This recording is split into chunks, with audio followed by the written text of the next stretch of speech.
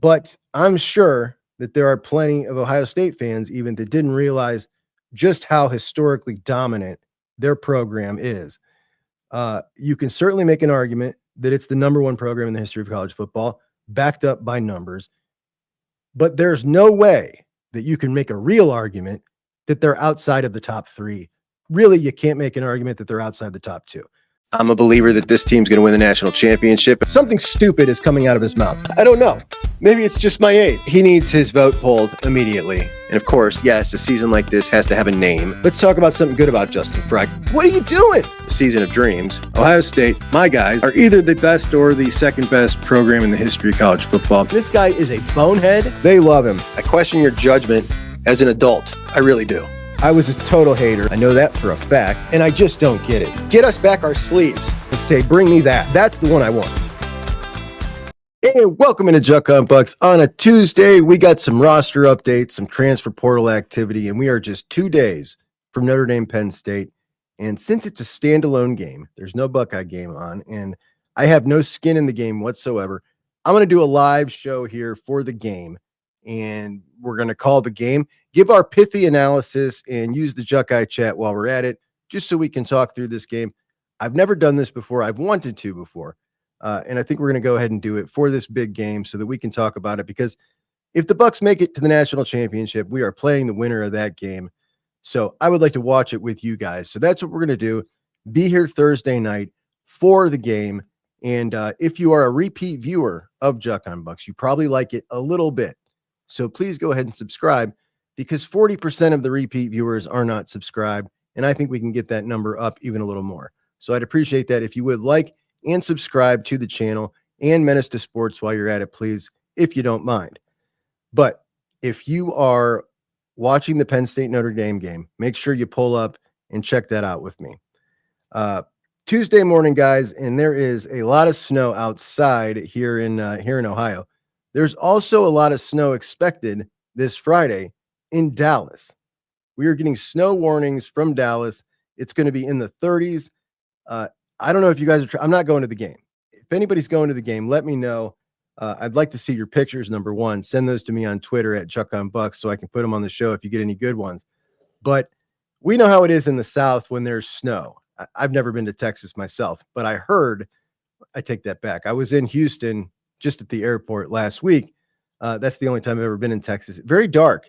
They don't believe in lights in the Houston airport. No lights. It was totally dark. I don't understand what they're doing there, saving on electricity or something, but it's very awkward. But that's the only time I've ever been to Texas, and I wasn't impressed. I got to tell you, Texas, not very impressive. But if you are going to the game, make sure you send me some pictures. And we've always heard places where it doesn't snow, they have like no salt, no plows. So when they get just a little bit of a dusting or ice on the road, it's chaotic. That is supposedly happening this Friday during the Cotton Bowl. And that's going to make traveling in and out of the game a real nightmare. So let me know if you're going. I'd love to hear some stories and see some pictures if you are. As always, you can email me at juckonbucks@gmail.com for anything, sponsorship information, anything you would like to email me about. Feel free at any time, guys. We got some transfer portal news to get to while we're busy with the playoffs. That stuff keeps on rolling. And our two most recent departures, well, two of the three most recent departures, players that I really liked and I will definitely be rooting for in their next stop, but I wasn't too sad about it. Not because I didn't want them to come back, but because I thought their eligibility was up after this year. Because eligibility is not real anymore. It's just not real. Honestly, ever since COVID, it just doesn't exist. I'm convinced that all anybody has to do to get another extra year of eligibility is file a lawsuit. File a lawsuit, you win right out of the gate. Eligibility is not real. But the first transfer out I want to discuss, Patrick Gurd. This one hurts, man. Patrick Gurd is a legacy. His dad was a Buckeye. He was a walk-on. And it's not been announced that he made it to scholarship, but we know that he did make it to scholarship. I don't understand why Ohio State doesn't announce this. I think these are, well, they won't be anymore because everybody's going to have a certain degree of scholarship. But these are the coolest stories we've ever had in college football. Guys that are legacies like him that could have gone and played at Mount Union and been a star, go to Ohio State because that's where they want to be. and earn themselves a scholarship. Those stories are the coolest. We never get them. Don't know why. But Patrick Gurd, a Buckeye I really like, who had some playing time this year. Last year, he had a really good game against Rutgers, and a pretty versatile dude. Strong kid, tough kid, blocked his butt off, tight end, and even can play some H-back too. Matter of fact, I think he was in on one of the touchdown runs against Tennessee. So shout out to Pat Gurd, dude I really liked. And I think he's going to do really good at his next stop. And when we look at next year's tight end room, you can see why he wanted to leave. By the way, Keenan Bailey, when we look at this room next year, Keenan Bailey, a coach who came in this season, like we had our eyes open wide, a lot of scrutiny. We wanted to see what he was going to do with this room, his first time coaching a position, and then his first full recruiting class of his own. In that recruiting class, impeccable with Nate Roberts and Brody Lennon. Also another commit in 2026 already. I love the dudes that he got. His unit on the field, for what he's working with, he has done a hell of a job. Season's not over, but I am leaning towards right now giving Keenan Bailey absolutely a B plus, almost an A for what he was able to do with those tight ends that he's got in that room. I know some people would knock him and say Jelani Thurman isn't ready. I think that's more a Jelani Thurman issue than a Keenan Bailey issue. That's just my 2 cents on it. But I'm really, really impressed with what Keenan Bailey's been able to do. And I think that it says a lot that Ryan Day and that group trusted him so much to give him that opportunity. And he has certainly delivered on what they thought he would deliver. So it says a lot about them to be able to identify him as a talent that could do that. Says a lot about him.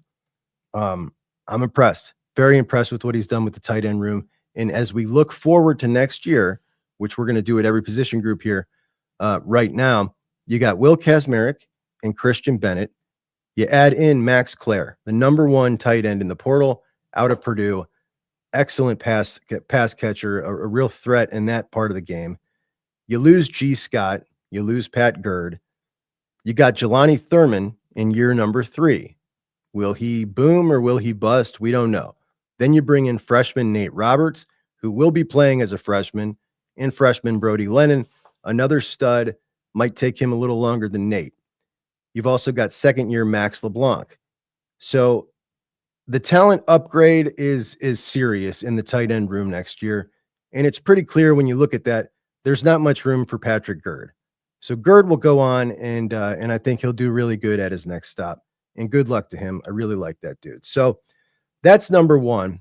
Number 2, we have lost Mitchell Melton, defensive end Mitchell Melton, a guy who I gave a lot of praise in the preseason leading up to this year. I thought that the way they were talking about Mitch Melton, that we were about to see a whole lot of him, and we knew he had the talent. We always did. In the spring game, he really popped, and I thought it was on. We're going to see a lot of Mitch. He played in that 3-man rotation with Caden Curry and Kenyatta Jackson behind Jack and JT. And he started off the season playing as much as the 2 of them, and as it progressed, he was playing a little less than the 2 of them. I thought he made the most of his snaps. I think he did pretty good. But as we look next year, the Buckeyes have brought in transfer Logan George out of the FCS, and it looks like it is him that is going to be that 3-man behind Kenyatta Jackson and Caden Curry. Mitchell Melton wants to play more his last season. Again, another guy I'll be rooting for. Hope he lands in an awesome spot. He's been a great Buckeye, as has Patrick Gurd. Now, the rest of that defensive end room next year, we're looking at Caden Curry and Kenyatta Jackson as the starters. Then you got Logan George, and I believe CJ Hicks is going to be in that room, moving from linebacker down into that room. Then you got Joshua Mickens, Dominic Kirks, and freshman Ziggy Grady out of Alabama, and Epi Satani-Lay out of California. A couple of really promising looking freshmen. Josh Mickens, bit of a tweener. We'll see how they use him. From the talk that we're hearing from Ryan Day, it sounds like we're going to see a lot more 3-man front, maybe potentially some jack stuff. That might be a little bit of Mickens area or CJ Hicks. We'll see what happens. but there's definitely maybe some room there for Mickens to make some hay. We know that in the preseason practices right leading up to the season, he had popped, and Larry Johnson had mentioned him by name as somebody who had just really come on strong. Haven't seen much this year, but next year might be a year that we see a little more out of him. So that's the situation at tight end and defensive end. On the offensive line, you've brought in likely starters at tackle, Philip Daniels with 2 years of eligibility left out of Minnesota, and Ethan Anyanwa. He's got 1 year left. He's out of Rice. So Ethan Anyanwa is a surefire starter at left tackle. He was one of the best left tackles in the country coming out of the portal, and that's a plug-and-play guy for the year. That's your dude at left tackle. Philip Daniels, I think, is going to be battling with Ian Moore, in my opinion, for the other tackle spot. Ian Moore, a really solid recruit out of Indiana who has done a lot since he's been here. Definitely a guy that the staff is high on, and got the right attitude, got the size, tough kid. He's going to be something special. I really, really like him. So you added 2 tackles in the portal.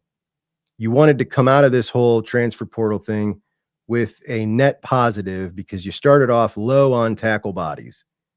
Well, you've lost in the portal tackle George Fitzpatrick now, and he follows tackle Zen Mahalski, who's now going to Indiana, and tackle Miles Walker, who's going to Boise State, out the door.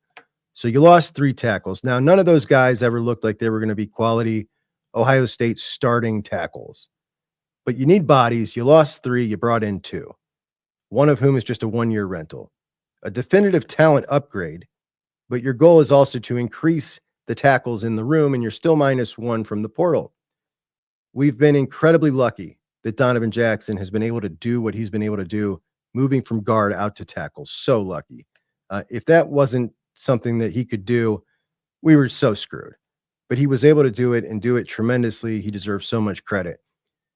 As far as the other tackle bodies in the room, you've got Deontay Armstrong, one of the Armstrong twins out of St. Ed's. And we also assumed that Carter Lowe, the freshman out of Toledo, was potentially going to be another tackle. But when Ryan Day was up there on signing day, he was talking about the other lineman, Javon McFadden, as the tackle. I still think he may have misspoke about that. I can't see it being him and not Carter Lowe. At any rate, one of those 2 freshmen going to be with the tackles. So still not enough, guys. When you lose Donovan Jackson, Josh Simmons, Josh Fryer, Seth McLaughlin, George Fitzpatrick, Zen Mahalski, and Miles Walker, your goal was to increase, and now you're down. So you need to get a couple more guys in the portal. As we look into next year, I'm wondering if maybe Tegra, they might not try to move him out to tackle. He definitely has the size. Certainly has been lacking in some areas playing guard. So I'm wondering if that might not be something they might want to consider doing. Wide receivers, you lost Jaden Ballard. Good luck to him, kid out of Massillon up here by me, who all the talent in the world and just could never put it together at Ohio State. Hope he goes and balls out somewhere. Limitless potential, crazy speed, crazy catch. The dude could have had it all. Something just wasn't clicking. You lost Kojo Antwi, and of course you lose Emeka Ibuka. So you lose those 3. You bring in freshman Phillip Bell, Quincy Carter, BP Miller, and Des Jones. So you're all good there at wide receiver. In the secondary, you lost safety Jaden Bonsu, who started off his career pretty promising. Things didn't end up working out for him when he kind of got skipped over on the depth chart by Jalen McLean, and he is now signed on with Pitt. So he's going to Pitt. You lose Denzel Burke. You tried to go get safety Dylan Thieneman, the number 1 safety in the portal out of Purdue. He ends up signing at Oregon. And then you tried to get Fahim Delane, an incoming freshman Fahim Delane, safety, stud. You tried to get his older brother out of Virginia Tech. He ended up signing with LSU. Very disappointing that we weren't able to lock that one down. I thought that was a shoe-in, right? But we weren't able to get him. He goes to LSU. So the Bucks are still looking to add a safety and maybe a corner if they can. And that's it for the secondary. Moving on to linebacker, you lost Gabe Powers. Gabe Powers one of our favorites, and that sucks. But we wish him well. You also lose Cody Simon, and we all know Cody Simon is in the running for the Juckeye of the year. Like, he's been a favorite of mine for a long time. Love the dude. One of the very best leaders, quiet leaders that we've ever had at the program. The way they react, the way they all talk about him, the way James Laurinaitis talks about him, special, special dude. One of the best.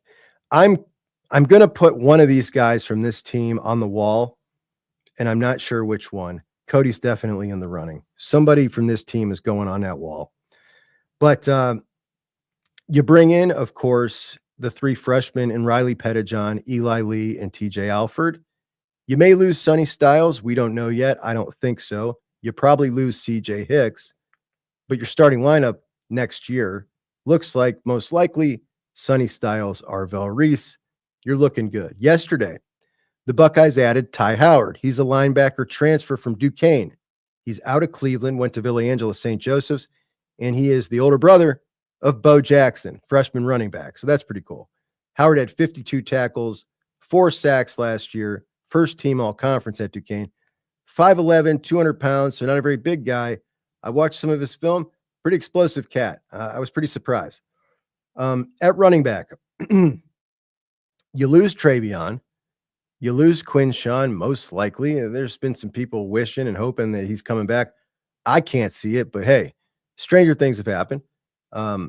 You probably lose them both. And then on Monday, you lose freshman Sam Williams-Dixon to the portal, which I said I thought would happen a month ago. Look, guys like Bill Kurlick, we're calling this guy a Curtis Samuel type of player. I had him dead last on the depth chart after everyone, including walk-on TC Caffey, who is more talented than Sam Williams-Dixon. In a normal year, he never would have been offered a scholarship at Ohio State. He only was because Tony Alford got caught with his pants down late in the cycle. I like the dude. I don't like to sound like a hater, but a lot of people argued with me about this guy, about my evaluation of him. He is not an Ohio State quality running back. There is a big difference between a P5 running back and an Ohio State caliber running back. And he just wasn't that. And you'll see that by where he lands. As a freshman with 3 years of eligibility left, it will not be a school anywhere near the caliber of Ohio State. So Sam Williams-Dixon moves on. You bring in CJ Donaldson, a really big back at 6'2", 240 out of West Virginia, and he will join the room that will be led by James Peoples. James Peoples and CJ Donaldson, I think, will start off the year as kind of our 1-2 punch. And then we're going to see getting worked in freshman Bo Jackson, freshman Isaiah West, freshman Turbo Rogers in some capacity. Going to be a really young room. But I think that we're going to see a really exciting room. I mean, this is probably I'm most excited about this room. The mix of talent here with these young guys is so cool. And it's going to be a whole lot of fun. At quarterback, obviously, Will Howard is out of here. Devin Brown hits the portal. Air Nolan heading to South Carolina.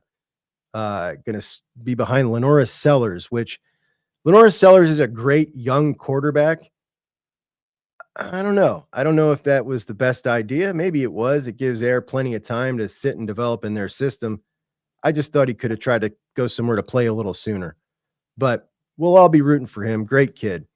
But you got 3 guys. You got third-year Lincoln Keenholz, second-year Julian Sayin, first-year Tavian St. Clair as your quarterbacks. And the odds-on favorite to win that starting job is obviously Julian Sayin.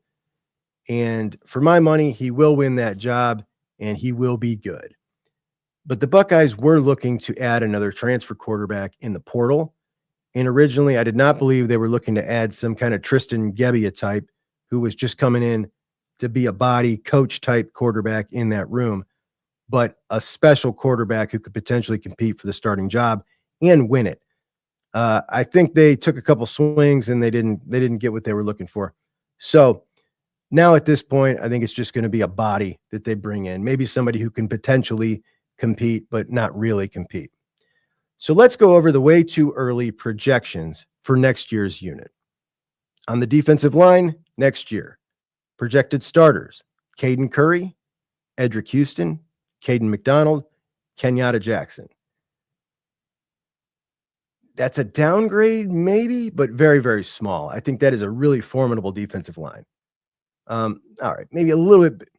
It's a downgrade, but I think those guys in the middle have huge potential with Edric Houston and Caden McDonald, like big time NFL potential.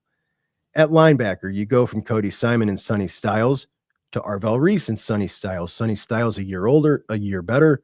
Arvell Reese, I think, is going to be a total star. So Cody Simon is a stud. Is that a downgrade? Maybe a smidge. I think Arvell will be as good. I really do. On the offensive line, left tackle, I think you're looking at Ethan Anyanwa. Left guard, Luke Montgomery or Carson Hinsman. At center, Josh Padilla. Right guard, Austin Searveld, Tegra Shabola. Right tackle, Phil Daniels, Ian Moore. There is some promise there. Definitely some promise there. A lot of potential on the surface. You know, Ethan Anyanwa, we didn't know what Josh Simmons would be until he was. We've seen Ethan. He could potentially be that next stud that turns into a first rounder. At wide receiver, losing Mecca, you elevate Brandon Innes, Mylan Graham, who is going to be tremendous. And it seems ridiculous to say, but I think you actually might have a better wide receiver room next year with Jeremiah a year older, Carnell Tate a year older, B.I. a year older, and with some experience this year, and then Mylan Graham, the new young freak. You just might be better. Running back, a definitive downgrade from Quinshawn and Trey to what they got next year. Ton of potential. We don't know what those guys are going to be, but at first it will certainly look like a downgrade.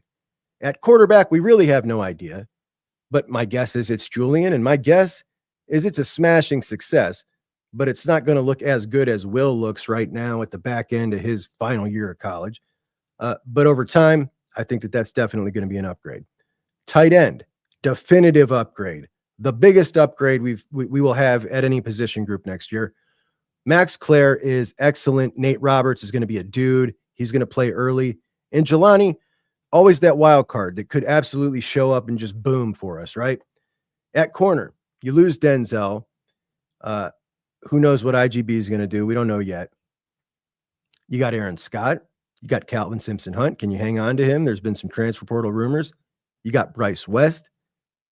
Maybe a downgrade, maybe not. Aaron Scott could absolutely come in and just totally show out. He's got all the tools he needs. And I'm not discounting Devin Sanchez makes an immediate impact. He's that good. At safety, it's impossible not to be a downgrade when you're losing Lathan. You're losing Lathan.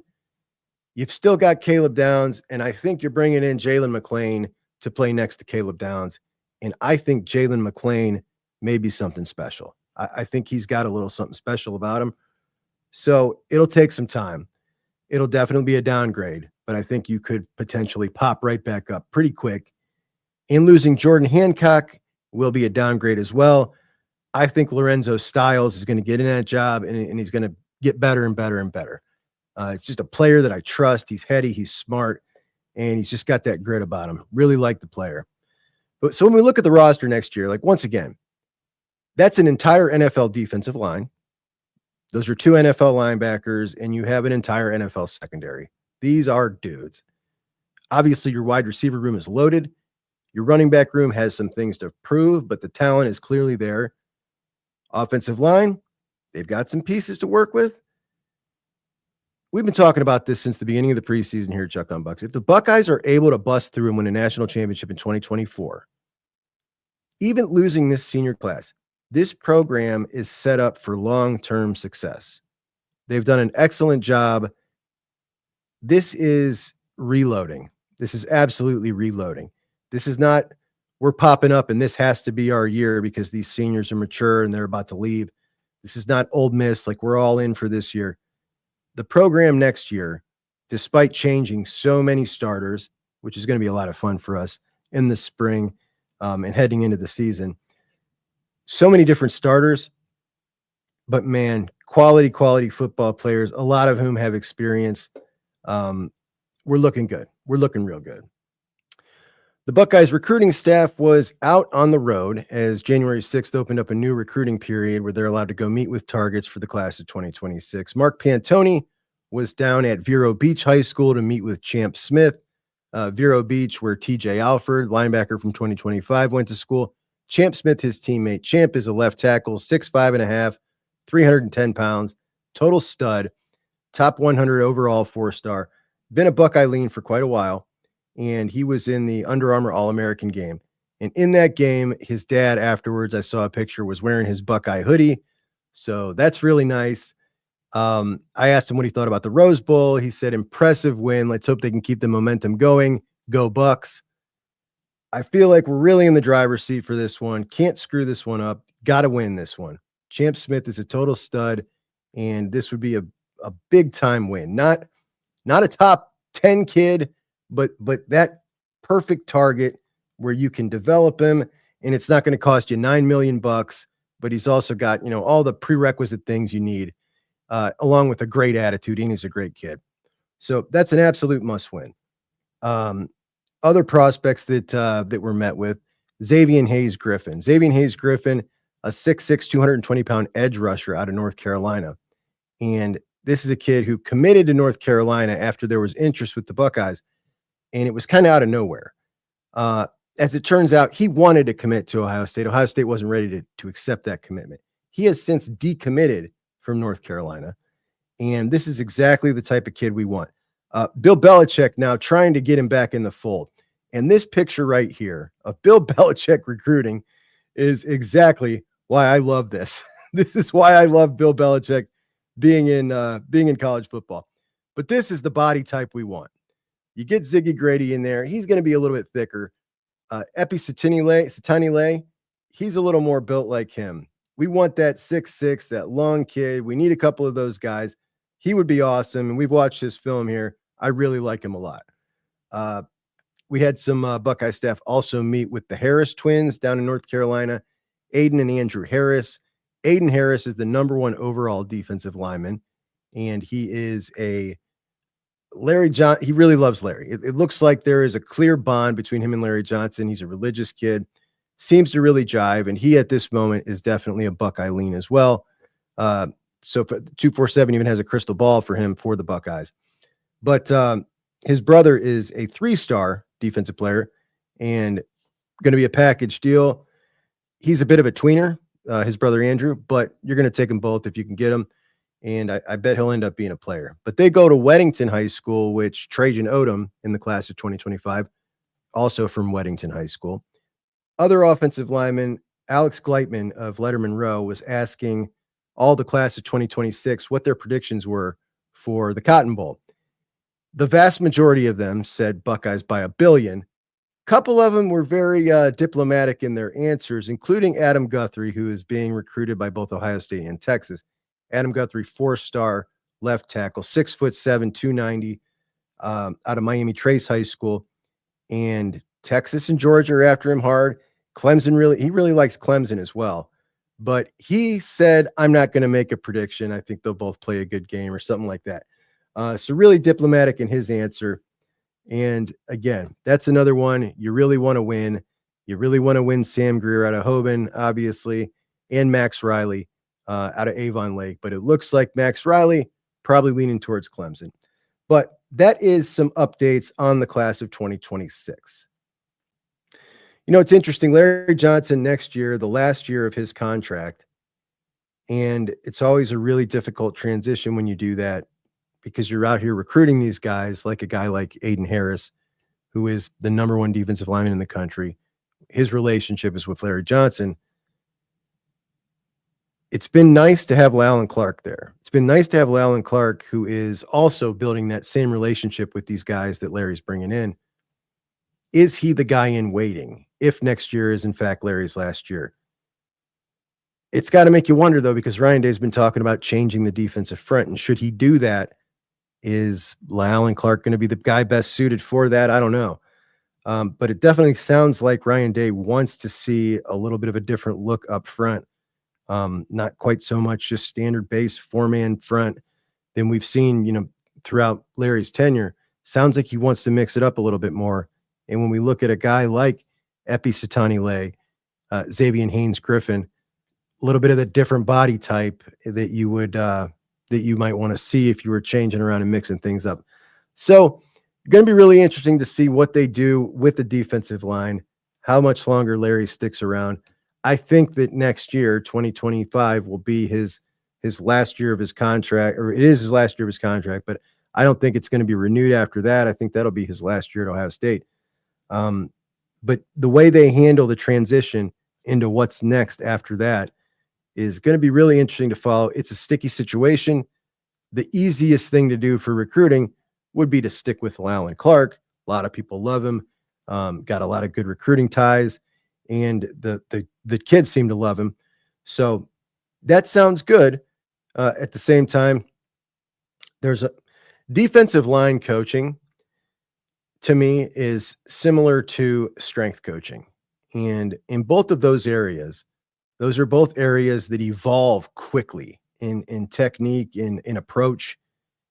And those are two of the areas that I really don't think you should have guys who stick around for a couple of decades in those two areas, because we all, just as human beings, it's difficult to change. It's difficult to evolve. And especially when we have had success doing things a certain way. So we just so happen to have a strength coach and a defensive line coach who have the longest tenure of anyone around. And those are two spots that I feel like should change every 5 years, because they are very evolving quickly, technique type of positions. So going to be interesting to see if Ryan Day goes outside the Larry tree, which Lowland would be, and brings in somebody new for that. Or if he sticks with Lowland Clark because it's easier and he wants to give him a shot. And it is definitely easier. It's an easier transition as far as players go. Is it an easier transition as far as changing your front and your looks? I don't know. So I have been waxing on about this Final Four that we have here for a couple of days now. And I talked about it on the show. I talked about it on Twitter, and it always amazes me how short-sighted so many college football fans are. I mean, we have a sport that is 150 years old. And it seems like to a lot of the general public, if you have not won a national championship in the last 10 years, people think you suck. I heard yesterday that Michigan wasn't a blue blood, Notre Dame wasn't a blue blood, and people think that Penn State is like Illinois. It's pretty amazing how many people follow college football in a somewhat casual fashion that have absolutely no clue about any college football history. And I've told you guys this story before. I did an episode on it once, but earlier, maybe 2 months into starting the show, I wanted to do a definitive ranking of college football programs historically. So I chose 20 categories that if you and I were to sit down and say, okay, what statistics would we use to judge a good college football program? And I picked 20 of them. Things like all-time wins, conference championships, All-Americans, Heisman trophies, national championships, winning percentage, first-round draft picks, weeks in the AP top 25. 20 of those. I whittled it down to the 12 most important ones, and I went through every school with graph paper, ranked them all. And it took forever. It was very labor intensive. It was annoying and obnoxious. And in the end, I ranked every single school and then I added up the tally. Now, the goal is obviously you want to be number one in every category, right? So if I'm to add it up at the end of the 12 categories, 12 is a perfect score. You want the lowest number possible. So then I ranked them all. Now, the 8 historical blue bloods, when I was done, were number 1 through 8. And it was so far and away that it's amazing, really. And the blue bloods, again, are Ohio State, Michigan, Notre Dame, USC, Alabama, Oklahoma, Nebraska, Texas. Those 8 schools, by all of these statistical measurements, it doesn't matter what you choose. You can choose any 12 you want. Those 8 will always finish on top ahead of the rest of college football. Now, the most interesting part after that, all right, who comes next after them? And there is a definitive 4 after them. And the definitive 4 after them is Georgia, Tennessee, Penn State, and LSU. Now, after I did all this very labor-intensive process, I made an episode about it and I shared my results. And then about a week ago, I stumbled across a website, and you're never going to believe what this thing does. It takes essentially everything I did with the 12 categories, and it pits up two programs against each other. So it has the 12 same categories on both sides, right? And whoever wins in the category, their box gets highlighted. So it's just a visual representation stacking two programs against each other. And I want to show you this. This is the difference between a blue blood. Remember, Penn State's not, but they're just in that next group. This is Notre Dame versus Penn State when you stack up these categories. So as you can see, there's 12 categories. The ones highlighted in gold, those are the ones Notre Dame wins. And Notre Dame wins this matchup 9-3 against Penn State. How about Ohio State versus Penn State? Ohio State wins 11 out of 12 categories. The only one Ohio State loses is bowl record, which Ohio State loses to almost everybody. And that's kind of irritating.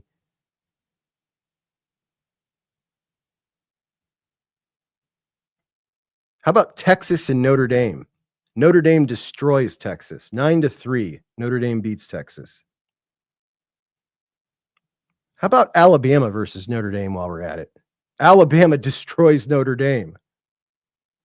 Now, I'm sure you're curious about now I'm sure you're curious as an Ohio State fan. How does Ohio State stack up against the other 7 blue bloods? Let's go through it. I took a screenshot of every one for you just so everybody can take a look.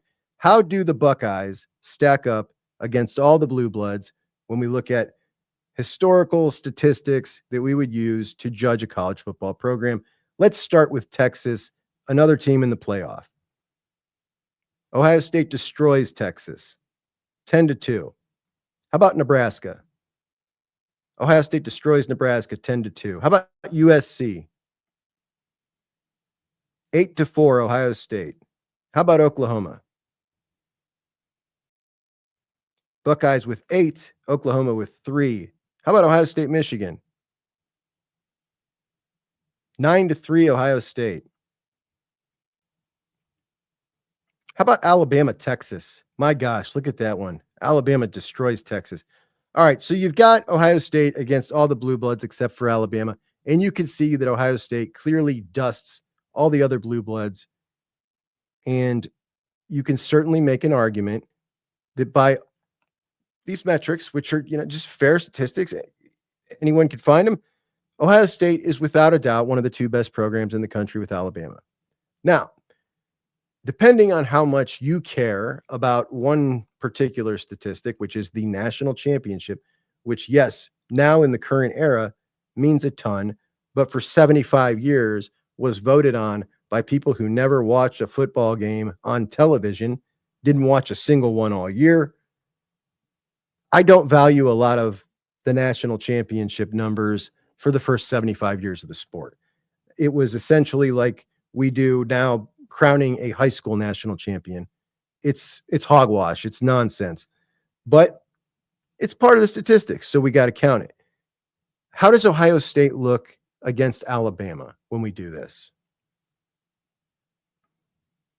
Ohio State dusts Alabama 8-4. Dusts them. In my final rankings, when I did this by myself with the numbers, I came out with Ohio State 1, Alabama 2, Michigan 3, Notre Dame 4, Oklahoma 5, USC 6, Nebraska 7, Texas 8 for the remainder of our blue bloods. Heading into the next 4, I had number 9, Georgia, number 10, Tennessee, number 11, LSU, and number 12, Penn State. And that is what makes this particular playoff so special. This Final Four features 3 of the 8 historical blue bloods and Penn State, which is the next one of the next 4 to make it the best, most historically relevant, coolest field we've ever had. And it amazes me how many people know so little about college football history out there that follow college football.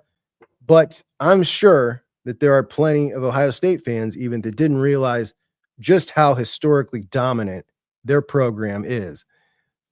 You can certainly make an argument that it's the number one program in the history of college football, backed up by numbers. But there's no way that you can make a real argument that they're outside of the top three. Really, you can't make an argument that they're outside the top two. A lot of people will value national championships the most, and I get it. And they would put Alabama number one, regardless of Ohio State beating them in most other statistics. Whatever, that's fair. But you can't make an argument that anybody else is over them. When we're talking about, okay, Ohio State's got 8 national championships to USC's 11. Like that 3 national championships doesn't trump all of the other stats and numbers that Ohio State whips them in. Like it just doesn't. So there you have it. That's our historical blue bloods. That's our ranking. And let me know what you guys think. I'm sure plenty of you disagree, particularly if you're fans of another school. But Ohio State, the number one program in the history of college football. I'm Juckonbucks, the number one podcaster from this basement in Akron, Ohio, saying goodbye to you. Please like and subscribe. Check me out Thursday night for the Penn State Notre Dame game. We're going to go live. We're going to talk about the game in the chat, and I'm going to give you some of my normal nonsense. We'll have a great time. Talk about the Buckeyes national championship opponent, whoever wins that game, because the Bucks are going to beat Texas. Can't wait for that one too. That's Friday. I'll talk to you guys soon. Juckonbucks out. Hey, it's Juck. Juck? Who is Juck? Juckonbucks. Juckonbucks. Juckonbucks? Juck. Juckonbucks. My guy, Juck. Juckonbucks. My buddy Juck. Juck is the Juck. It's Juckonbucks. Okay. Juck is junk. The Juckeyes. Juckeyes. Juckonbucks. Junk. Juck. Not junk. Juck. Hey, it's Juck. Juck? Who is Juck? Juckonbucks. Juckonbucks. Juckonbucks? Juck. Juckonbucks. My guy, Juck. Juckonbucks. My buddy Juck. Juck is the Juck. It's Juckonbucks. Okay.